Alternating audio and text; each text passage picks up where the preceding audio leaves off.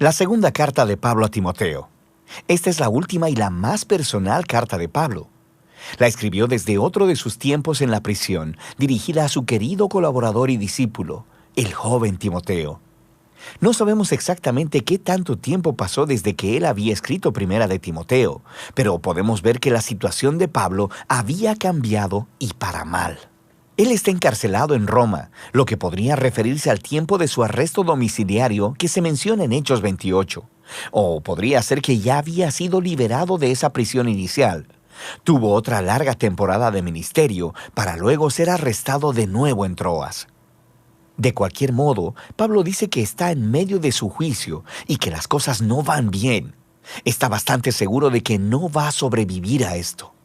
Así que a partir de esta situación muy oscura, Pablo acude a Timoteo, quien parece todavía estar trabajando en Éfeso. Pablo le pidió a Timoteo que viniera y estuviera con él en la prisión, para que pudiera delegarle la misión de plantación de iglesias que él había iniciado. El diseño de la carta es bastante sencillo. Tiene dos grandes secciones en las que Pablo reta a Timoteo. Primero, a aceptar su llamado como líder, y luego, antes de que vaya donde está Pablo, enfrentar a los maestros corruptos que todavía están causando problemas en Éfeso. Después de esto, Pablo concluye la carta. Pablo inicia agradeciendo a Dios por Timoteo y su familia, específicamente por su abuela Loida y su madre Eunice. Ellas sumergieron al joven Timoteo en el contenido de las Escrituras del Antiguo Testamento y le inculcaron una profunda fe en Jesús, el Mesías. Así que, por esa fe tan firme, Pablo ofrece su primer reto a Timoteo. Le llama a rechazar cualquier tentación de avergonzarse por las buenas nuevas sobre Jesús o por Pablo, quien está sufriendo en prisión por anunciar esas buenas nuevas. Ahora, la razón por la que Pablo necesita enfatizar esto es por el estigma negativo que se ganó por sus muchas prisiones. Esto hizo dudar a muchos de los colaboradores de Pablo de hasta su llamado a ser apóstol. Él menciona a dos hombres, a Figelo y a Hermógenes, quienes habían abandonado a Pablo porque estaban avergonzados de ser asociados con él, porque ahora era un criminal acusado. Así que Pablo le pide a Timoteo que rechace cualquier temor a la vergüenza y que vaya a verlo. Ahora, Pablo sabe que esta es una petición muy costosa. Podría poner en riesgo a Timoteo. Así que él le recuerda a Timoteo que la gracia de Jesús es una fuente de poder, y esto es muy importante. La vas a necesitar, porque seguir a Jesús no es fácil, demanda todo de ti. Pablo compara el seguir a Jesús con el ser reclutado como soldado, quienes procuran agradar a su comandante, o con un atleta, quien entrena su cuerpo para una competencia. O es como un labrador, trabajador y dedicado.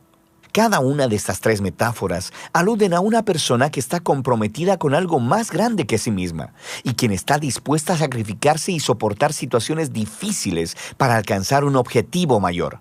Y, por supuesto, el más grande ejemplo de esto es Jesús mismo. Por su compromiso con el Padre, Él sufrió la crucifixión a manos de los romanos.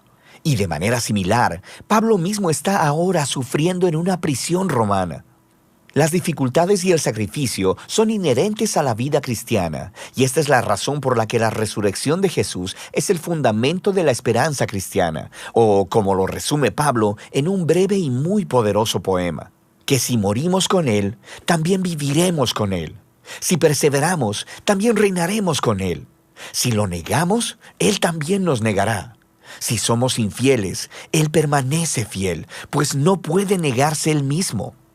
El amor de Dios por nuestro mundo ha abierto una nueva esperanza a través de la muerte y la resurrección de Jesús. Y así, para aquellos que asumen el riesgo de confiar en y de seguir a Jesús, Dios promete reivindicación y vida. Para aquellos que lo rechazan, Dios honrará esa decisión y les hará lo mismo.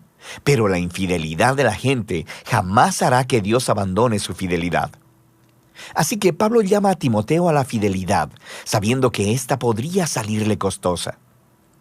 Pablo continúa la segunda mitad de la carta, llamando a Timoteo a confrontar a los maestros corruptos en Éfeso, antes de que vaya a Roma. Su enseñanza se está esparciendo en la iglesia de los Efesios como un cáncer. Ellos han convencido y corrompido a cierto número de mujeres influyentes en la iglesia. Estas son probablemente las mujeres adineradas con las que Pablo tuvo que lidiar en su primera carta a Timoteo.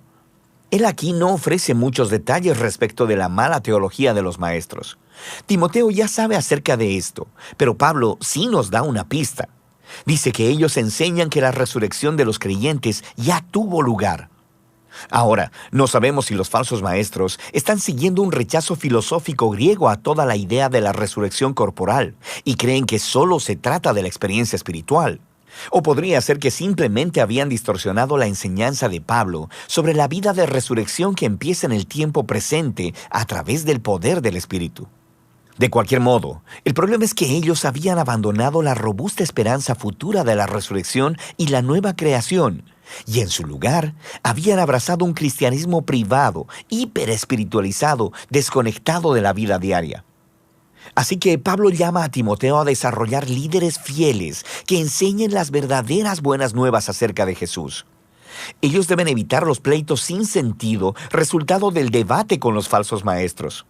En contraste, Timoteo y su equipo de liderazgo deben mantener lo principal como principal.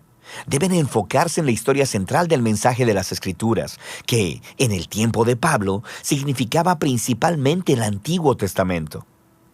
Estas escrituras, dice Pablo, son capaces de darte la sabiduría que conduce a la salvación a través de la fe en Jesús, el Mesías. Él está diciendo que el punto de las escrituras es contarte una historia unificada que lleva a Jesús y que tiene una oferta de sabiduría para todo el mundo. Luego Pablo habla sobre la naturaleza y el propósito de las escrituras. Él dice que toda escritura es inspirada por Dios, literalmente vivificada por Dios. Esta es una referencia al rol del Espíritu guiando a los autores bíblicos para que escribieran lo que Dios quería que su pueblo escuchara. Dios habla a su pueblo en las Escrituras por una razón muy práctica. Él dice que son útiles para enseñar, diciéndome cosas que no conocía antes. Son útiles para reprenderme, poniendo delante de mi rostro las cosas que digo que creo, pero no vivo conforme a ellas. Son útiles para corregirme, exponiendo mis maneras desordenadas de pensar y de comportarme. Y son útiles para instruirme en justicia, mostrándome una nueva manera de verdaderamente ser un humano. Y todo ello para que el pueblo de Dios esté preparado para hacer el bien. Pablo cierra esta carta recordándole a Timoteo que probablemente no va a salir vivo de prisión, así que le pide que venga lo antes posible antes del invierno. No quiere congelarse en su celda, así que va a necesitar su abrigo grueso, el cual tuvo que dejar atrás. También le pidió a Timoteo que trajera los documentos personales que dejó en Troas, probablemente cuando fue arrestado. También menciona a Alejandro, quien es un hombre particularmente peligroso, a quien Timoteo debe evitar. Probablemente él es responsable del más reciente arresto de Pablo. Pablo concluye al mencionar cómo casi todos lo han abandonado en la prisión, y su única fuente de consuelo ahora es la presencia personal de Jesús, quien está con él y lo liberará, incluso si muere. Y así termina la carta. La carta de segunda de Timoteo se levanta como un recordatorio de que la vida tan influyente y la misión de Pablo fueron marcadas por retos continuos, sufrimientos y luchas. Seguir a Jesús implica riesgo y sacrificio. Significa invitar la atención y la incomodidad a tu vida. Y estas cosas no son una señal de la ausencia de Jesús.